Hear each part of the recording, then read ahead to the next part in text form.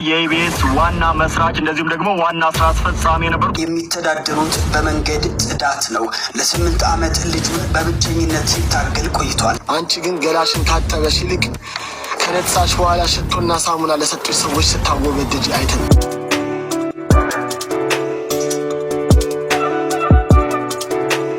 ኢቢኤስ ቴሌቪዥን ዛሬም ከባድ የሆነ ሀዘን ገጥሞታል። እጅግ በጣም ያሳዝናል። ዋንትያ ሰሞኑን እጅግ በጣም በሚያስገርም ሁኔታ ላይቭ ላይ እያለቀሰች የተናገረችው ነገር አለ። ዘማሪው እጅግ በጣም መነጋገሪያ ሆኗል። አዶናይም ታሪክ ሰርቷል። ሰላም በያላችሁበት። ዛሬ እጅግ በጣም አስደንጋጭ የሆነ መረጃ ሰምተናል። ኢቢኤስ ላይ እንግዲህ እጅግ በጣም የማይጠበቁ ነገሮች እየሰማን እንገኛለን። ወር ባልሞላው እንግዲህ በዛሬው ዕለት እጅግ በጣም አሳዛኝ የሆነ ዜና ሰምተናል። ይህም ዜና እንግዲህ እንደሚከተለው አቀርብላችኋለሁ። እጅግ አሳዛኝ የተባለ መረጃ ተሰምቷል። የኢቢኤስ ዋና መስራች እንደዚሁም ደግሞ ዋና ስራ አስፈጻሚ የነበሩትም አቶ አማን ፍስሐ ጽዮን ከዚህ ዓለም በሞት መለየታቸውንም በዚህ ሰዓት የወጡ መረጃዎች እያሳዩ ይገኛሉ። ለኢትዮጵያ ሚዲያም ትልቅ የተባለ ስራን እንደሰሩ የሚነገርላቸው አቶ አማንም ባደረባቸው ህመም በሕክምና ሲረዱ ቆይተው ህይወታቸው አልፏል።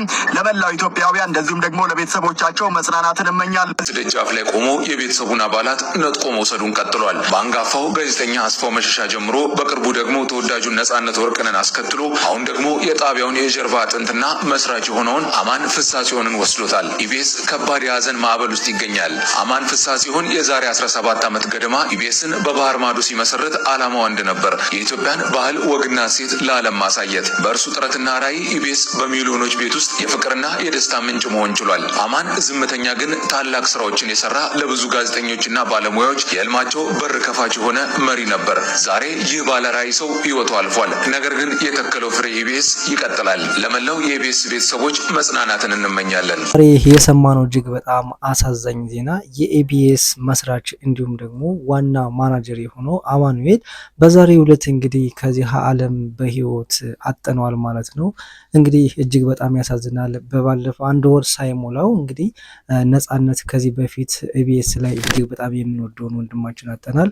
ዛሬ ደግሞ እንግዲህ የኢቢኤስ እጅግ በጣም አንጋፋ የሆነውን ኢቢኤስ መስራች ዋና ስራ አስኪያጅ የሆነውን አማኑኤል ከዚህ ዓለም በሞት አጠነዋል ማለት ነው። እጅግ በጣም ያሳዝናል። ኢቢኤስ ላይ በተደጋጋሚ በጣም ትልልቅ ሰዎችን እያጣን እንገኛለን። እጅግ በጣም ያሳዝናል። ይህን ቪዲዮ እስከምሰራ ድረስ ውሸት ነው ብዬ ነበር። ነገር ግን አማኑኤል በደረሰበትና ሲታመም በነበረው ህመም ምክንያት እንግዲህ ዛሬው ዕለት የካቲት 4 2018 ዓ.ም እንግዲህ ህይወቱ ማለፉ ተሰምቷል ማለት ነው። እጅግ በጣም ያሳዝናል። የኢቢኤስ ቴሌቪዥን መስራችና ዋና ስራ አስፈጻሚ አቶ አማን ፍስሐ ጽዮን ህልፈት ተከትሎ ጠቅላይ ሚኒስትር ዶክተር አብይ አህመድ የሀዘን መልእክት አስተላለፉ።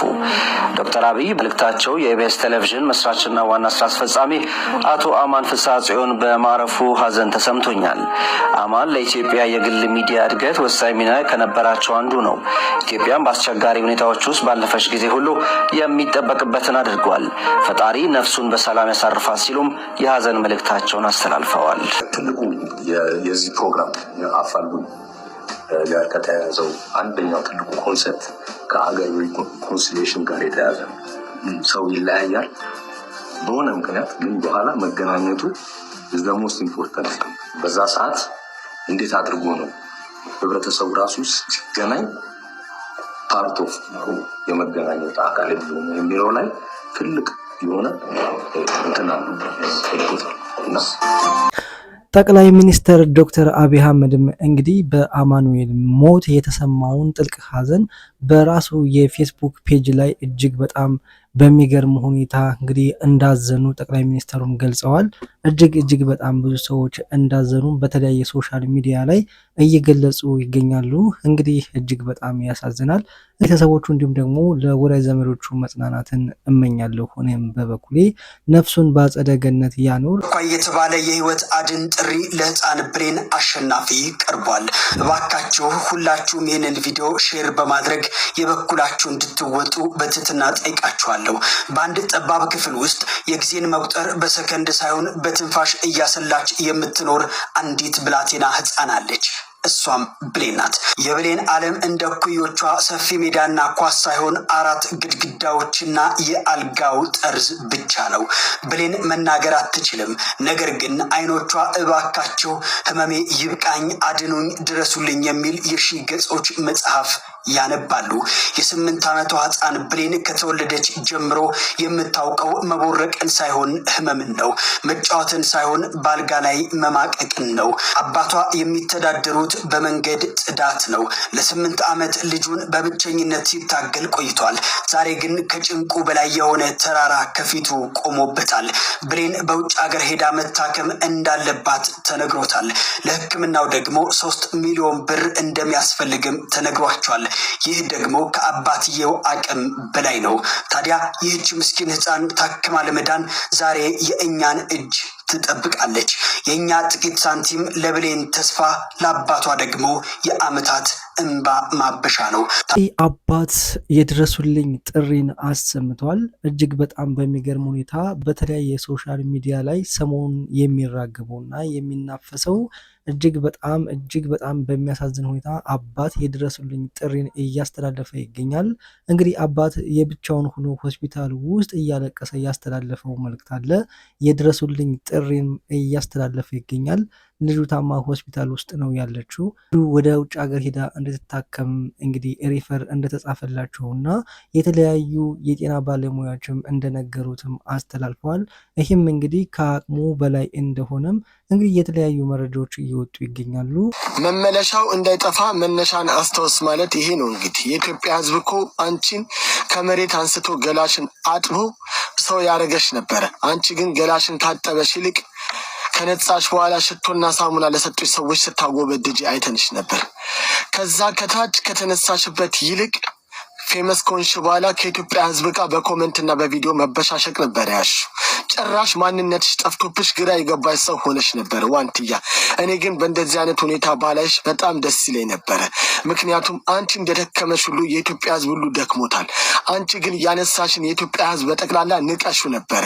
ለዚህ ነው ገብተሽ ኮሜንቱን ብታነቢው እንዳለ የሚጽፉልሽ ያልሆነ ነገር የሚሆነው የምትሰጪው ነገር ጥሩ ስላልነበረ ነው። ለኢትዮጵያ ሕዝብ የኢትዮጵያ ሕዝብ ያደረገልሽን ነገር በጠቅላላ የመለሽለት ሂሳብ ባልሆነ ነገር ነበረ። ወደ ላይ ሆኜ ሽንቴን ካልሸነውባችሁ ነበር ስትይ የነበረው። ግን ምን ያደርጋል ዛሬ በእንደዚህ አይነት ሁኔታ ስላየሽ ግን በጣም ልቤም አዝኗል፣ ልቤም ተሰብሯል። ልጅሽም ስትሰደብ በጣም አዝኛለሁ። ይሄ ሁሉ የሆነው ግን በአንቺ ምክንያት ነው። ለማንኛውም አልረፈደብሽም። አሁንም የኢትዮጵያ ሕዝብ በጣም ሩሩና አዛኝ ስለሆነ በስምህ ድል አለ በቃልህ ተራራው ይናዳል አማኑኤል ስልህ የምትለዋ ይህች መዝሙር እጅግ ጥልቅ የሆነ የእምነት የመታመንና እንዲሁም ደግሞ መናወጥ የሌለበትን የፈጣሪ ኃይል የሚገልጽ ነው። ታዲያ ይህ ቪዲዮ ለመዝሙር አፍቃሪ ጓደኛችሁ ላኩለት። ድል አለ በስምህ ድል አለ በቃልህ የምትለዋ ቃል ብቻ ፈጽሞ አይደለችም፣ በፈጣሪ ስም ውስጥ ባለው ጥልቅ ኃይል የምትገልጽ እንጂ። ስሙ ተራ ስም ሳይሆን ሰይጣንን የሚያሸንፍ በሽታን የሚፈውስና እንዲሁም ደግሞ የህይወትን መሰናከል የሚያስወግድ ስልጣን ነው። ተራራው ይናዳል አማኑኤል ስልህ የምትለዋ ቃል ደግሞ ተራራ በትልቅነቱ በማይደፈርነቱ የሚታወቅ የችግር ምሳሌ ነው።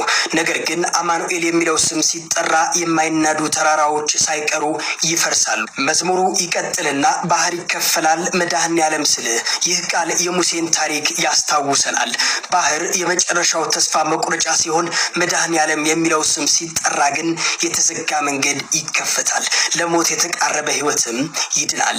የቆምነው ዛሬ በህይወት ስምህን አርገን ነው ጉልበት የምትለው ቃል ደግሞ ዛሬ ሕያዋን ሆነን የምንታየው በውስጣችን ያለው ኃይል ሳይሆን በእምነት የተደገፍነው የፈጣሪ ስም ነው። ስሙ የህይወታችን ጋሻ እንዲሁም ደግሞ የጉልበታችን ምንጭ ነው። ከሜዳ ተጠርተን ብንነግስም ሆነህ ነው ክብርና ሞገስ የምትለዋ ይህች ቃል ደግሞ ከምንም ተነስተን ወደ ከፍታ ስንወጣ በሰው ጥበብ ሳይሆን በፈጣሪ ቸርነት መሆኑ የምታሳይ ቃል ነች። ታዲያ እናንተስ ስለ ዘማሪ ገብረ ዮሐንስ መዝሙር ምን ትላላችሁ? ሰሞኑን እጅግ በሚገርም ሁኔታ በጣም በተለያዩ ሶሻል ሚዲያዎች ሲዘዋወር የነበረው የዘማሪው ጉዳይ ነው። ዘማሪው እንግዲህ አንድ ቦታ ላይ እንቅስቃሴ ሲያደርግ በሶሻል ሚዲያ ቲክቶክ ላይ እንግዲህ ተቀርጾ የተለቀቀው ቪዲዮ እጅግ በጣም መራገቡና እንግዲህ አሁን ላይ ደግሞ የመኪና ግዢ ቻሌንጅም አዶናይ እንደሚያስጀምረውና እንደሚጀመርም በጣም ብዙ ሰዎችም እንግዲህ እየተረባረቡበት ይገኛሉ። እዛ ማስታወቂ የከምባታን ወይም የሀዲያን ፍቅር አይቼ በመምጣቴ በጣም ደስተኛ ነኝ። ምንም ማልቆጭበት ነገር ነው። በጣም ደስተኛ ነበርኩኝ እዛ በነበርኩበት ሰዓት። በጣም ህዝቡ ራሱ በቃ አቀባበሉ፣ ፍቅሩ በልተክ ራሱ ሊጠግብ አይመስላቸውም። ልብስ ራሱ ከነሱ ነበር የሰጡኝ። በጣም ነበር የተንከባከቡኝ። ይቅርታ ያለተለክ ነው እና እዛ ለኔ የነበራቸው ፍቅር በጣም ደስ የሚል ነበር እና እዛ የተፈጠረውን ነገር በነገራችሁ ከቤት ጋር ተቀያይመና ተከባብቼ ነበረ። ከዛ የወጣሁት አንድ ቀን ሌሊት ብቻ ነው እዛ ያደርኩት እና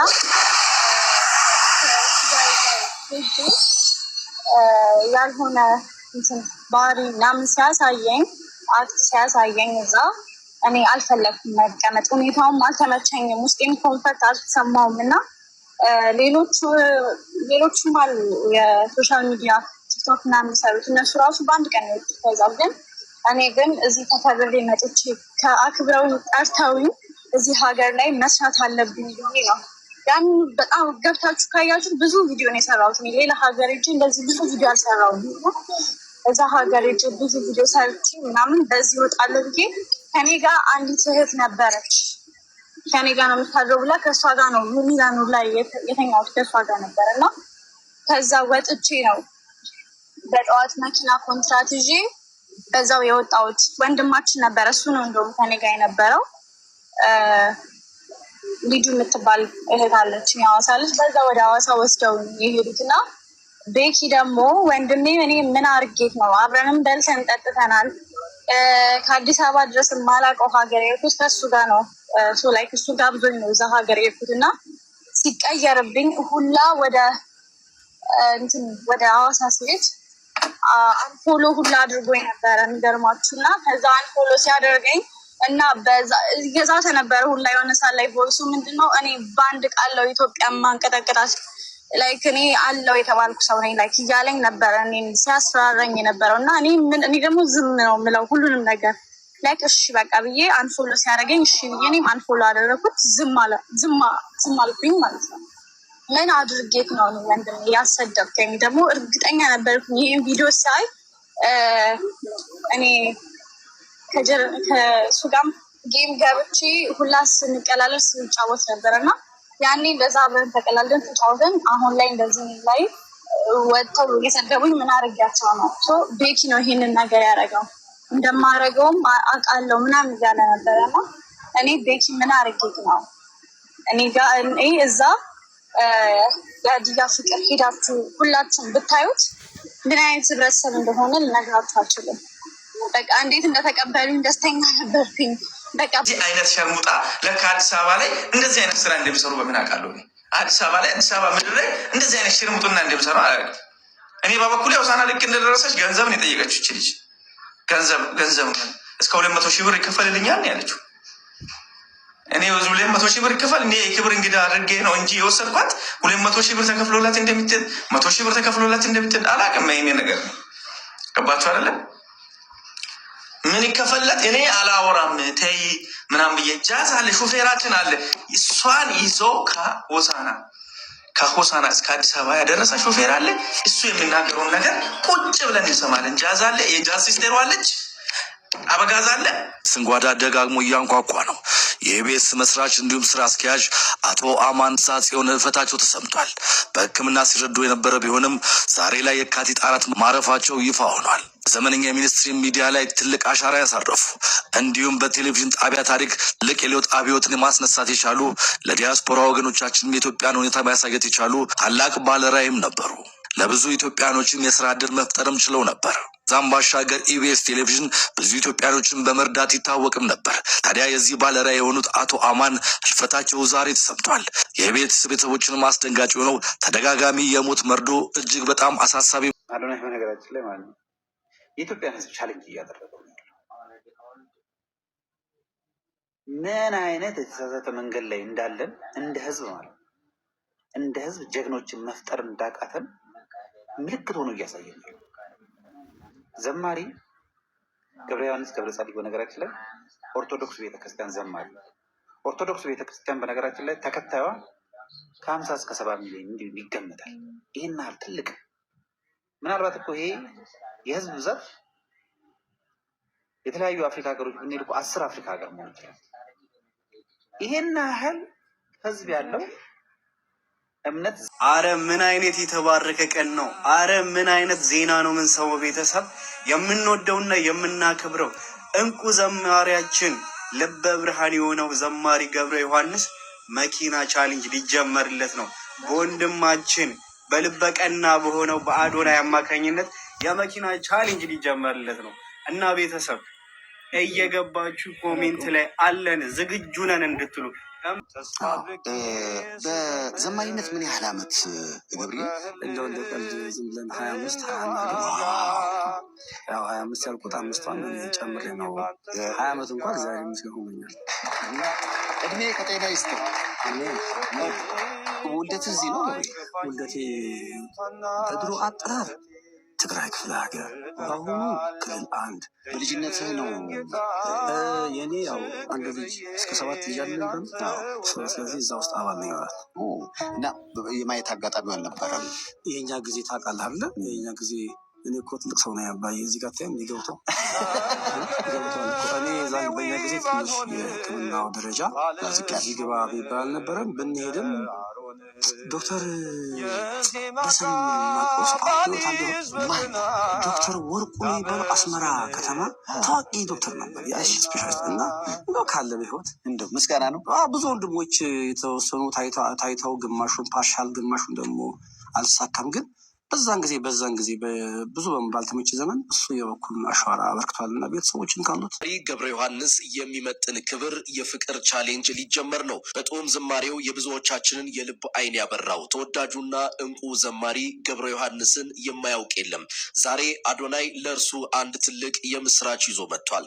አዶናይ አሁን በለቀቀው ቪዲዮ እንደገለጸው ለዘማሪ ገብረ ዮሐንስ መኪና ተገዝቶለት ሹፌርም የሚቀጠርበት ትልቅ የፍቅር ቻሌንጅ በቅርቡ ሊጀመር ነው።